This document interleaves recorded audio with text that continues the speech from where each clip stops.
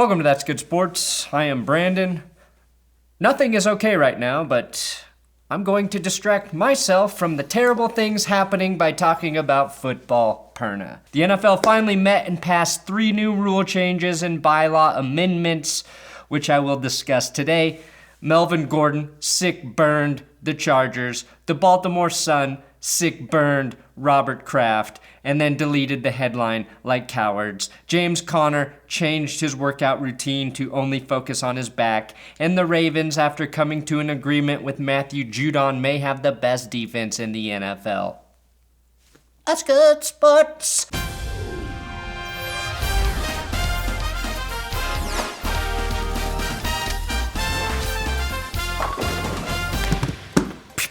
Please subscribe to this YouTube channel. I do have big dick Patreon shoutouts for all new patrons. Donlin Hofelman, Tregory Wallach, Adam Cawthon. I got Patreon for Brandon Perna. I shouldn't have had sex with that bat. ... Then we've got Jesse, Angie R, Billy Huss Faden Desonville, Michael Piz, Blue Ridge Mountain Plumbing, going wild with $62 donation. Blue Ridge Mountain Plumbing, for all your plumbing needs in Central Virginia. Michael Bowman, and Directly Into Daughters College Fund. Thank you guys for your donation. You can support this channel, patreon.com/thatsgoodsports. And yes, yesterday's video I announced I'm having a daughter in September, and that money is gonna go to my whiskey fund to just deal with the fact of how much college will probably cost in 18 years. Let me begin with a question. What is the most common Chargers joke? Phillip Rivers has more mouths to feed than a Krispy Kreme in the South? Well, he's not a Charger anymore, so no. The second most common, an overused Charger joke, even by me, is since moving to LA, the Chargers play 16 away games every year because they don't have any fans. But I want to say God bless, and I do not say God bless liberally here, so know that I mean it when I say God bless Melvin Gordon for keeping the joke alive. Could you imagine playing in a football game with no fans or there being crowd noise pumped into the stadium? Bro, we didn't have fans anyway. Oh, oh man, Charger fans, they're not gonna like it. Okay. Yeah, we didn't have many Charger fans at the game. I'm just being honest. We didn't have many Charger fans at the game. You know, much loyalty, love, but we ain't had many, so I'm not missing anything. So okay. I ain't really missing out on much. It was crazy because Pomps from the Steelers said that to his brother on Instagram on his little story. And I was like, bro, he's not lying. You haven't played a snap as a Bronco yet, Melvin, but you deserve a mile-high salute. And that just guaranteed you 1,500 rushing yards for this season. Now, the Baltimore Sun Sports posted the best headline a real newspaper could post. And then, once their tweet started going viral, deleted it like cowards, but not before I could screen cap it. In regard to the future of the NFL season this year, they wrote, Robert Kraft sees happy ending for the NFL. That tweet had 745 comments, 875 retweets, and 3,700 likes. The fact that the newspaper took down the tweet speaks volumes as to why all newspapers will be dead one day. Taking that link down cost them traffic, and the new tweet is just full of angry people making fun of them for taking the original down, which also dropped them out of the Pulitzer contention. In real Baltimore news, the Ravens and Matthew Judon finally reached an agreement, which makes that defense officially stacked, racked, and ready to sack. Baltimore had a top 5 unit in 2019 in almost all of the important categories, and I think might be the #1 overall unit in 2020 now. Unlike what's happening in the real world, Judon and the Ravens made a compromise. They initially tagged him as a linebacker so they could pay him less than a defensive end at $15.8 million for this season. He wanted that D-end tag at $17.7 million, and they agreed on $16.8, which will allow Judon to pay for his body by Taco Bell addiction for the next 10,000 years. Think about that defensive front. Derek Wolfe, great signing. Calais Campbell, Brandon Williams, Pernell McPhee if he stays healthy, Judon on the edge, Tyus Bowser is getting better, Jalen Ferguson had the second most hurries last year, and rookie Patrick McQueen makes for a nasty dynamic front. Judon led the team in sacks with 10, led in quarterback hurries, and played the third most defensive snaps. Getting him back is a really big move and smart move by the Ravens. Former Giants and most recently Saints corner Eli Apple signed with the Carolina Panthers. We are seeing more free agents sign right now as teams address their final holes to fill on their rosters, combined with the fact that an NFL season will almost certainly happen. Do I like this move for the Panthers?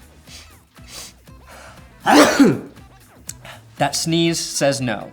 I'm more impressed with Eli Apple's mom on Twitter than I am with his play on the field. He's been decent against the run and can be an effective third corner, but the Panthers defense feels like it's moving in the wrong direction. James Conner is back. James Conner is all back and has demanded to be called a back that runs instead of a running back. His favorite song to work out to? Baby Got Back. Favorite restaurant? Chili's, so he can eat their baby back ribs. His plans for a post-football career? Back-end developer. Favorite movie? Back to the Future. And when asked about his giant pulsating back muscles, Conner said, "It's time for people to forget about Mason Rudolph always playing with his head and see me as the guy on offense who can put the whole team on his back. And I mean that literally." And I respect Conner for using my word literally. A combo of literally and metaphorically, the perfect yin and yang of fake words. Carlos Hyde signed a one-year deal with the Seattle Seahawks, which is pretty brave of him to play in the most dangerous running back market in the country. The Seattle Seahawks injure more backs than an at-home squat rack. And if I took the time to think about it, there's probably a way to work a James Conner joke in there. But it's Friday. Now, the NFL, in a meeting that was supposed to happen a while ago, finally got around to voting on the new changes for the 2020 season. This is usually a date I dread, like tax day, because I know nothing good is going to come of it, and I will pay while Big Brother gets everything he wants. NFL teams voted to change or add 3 new rules and amend 1 bylaw, which will officially be amended by Ty Law in an elaborate ceremony held privately for NFL owners. Initially, 7 rules were submitted, and the biggest possible change was ultimately tabled by the NFL in the alternate to the onside kick attempt. Now, the Eagles submitted 4 of the 7 proposals, but only got 1 passed, which is actually better than Andy Reid's record in Eagles NFC Championship games. The one Philly submitted that did not pass that should have definitely passed was the modification to the Blindside Rule. It stated that the movie The Blind Side can no longer be labeled as a sports movie and is indeed a chick flick. They also wanted to modify the Blindside block rule to prevent unnecessary fouls. Unnecessary is code for bullshit fouls that do not impact the play. The Eagles wanted to simplify the rule, and I think Bills fans should be angry this rule did not pass. If you remember, the Bills' Cody Ford was flagged for this blindside block in the playoffs against the Texans. That's a regular fucking block in a playoff game that the Bills possibly win if that doesn't get flagged. A horrible call that technically fits within the current rule the way it's written. Philly tried to add language to the definition of the rule so that a player can only be flagged if he hits an opponent who cannot reasonably expect such contact in this situation, which is the whole reason the rule was invented, to prevent hits like this, not legitimate blocks around the line of scrimmage. Pretty sure Jacob Martin could reasonably expect contact in that situation, especially from the guy he could see right in front of him. But I am not surprised the NFL balked at a chance to make the game actually better. These are the rules that did pass.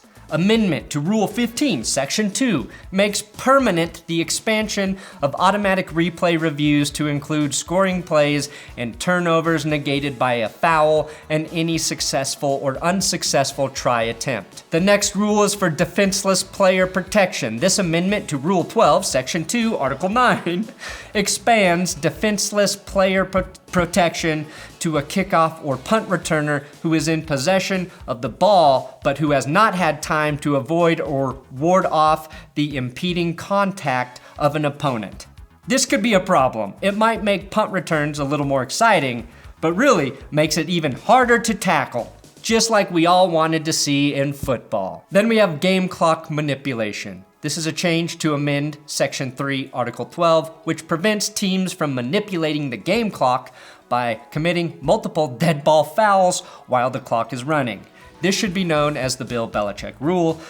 You might remember this from last season when he did it against the Jets to run out the clock, and then Mike Vrabel did the same thing to him. It's a loophole that, of course, Bill Belichick found, exploited, and then made sure no one else could ever do to him again the way he did to them. And finally, the bylaw that was approved allows teams to now designate 3 players to return from injured reserve instead of 2. Honestly, why not just make it 5? The injured reserve list with designation to return is stupid. Any player who gets hurt and has a chance to return should be allowed to do so, in my humble opinion. Now, I'm glad the onside kick alternative has been tabled. The idea is that instead of attempting an onside kick, teams who are trailing would be allowed the opportunity to maintain possession of the ball after scoring. So a team could attempt a 4th and 15 play to maintain possession of the ball from their own 25-yard line instead of an onside kick if desired, and that a team may attempt this no more than twice per game. Now, the Alliance of American Football did this, and it's the only reason the league failed. Now, if the offense gets a penalty on the play, they cannot elect to kick instead, and if they do not convert, the defense takes over at the spot of the dead ball. Obviously, the thought here is that a 4th and 15 is easier to convert than an onside kick, which is true for every team who doesn't have Young-Ho Koo kicking the ball. The concern here from the NFL is that defensive pass interference penalties would hand the offense a first down. My thought is, if you want to win a football game, don't need a fucking onside kick to do it. It's supposed to be hard, which makes a successful attempt amazing to watch. It makes it something people remember.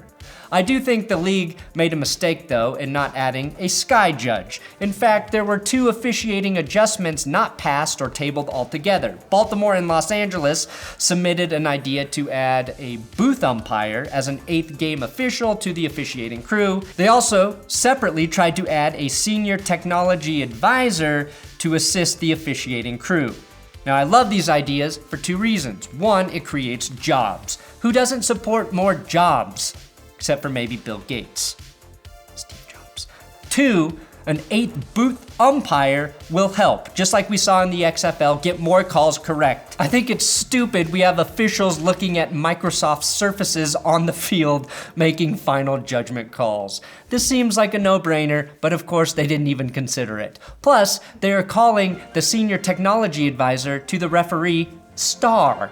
Something a ref has never been called. That's a good thing. At first, I thought the senior technology advisor was just a guy to help run the Microsoft Surface, but I think star just defines the role of the booth umpire, which gives them the star power to review all reviewable plays and provide clarity for many of the situations that have us pulling our hair out when we see things the field judges can't see and get wrong during a football game.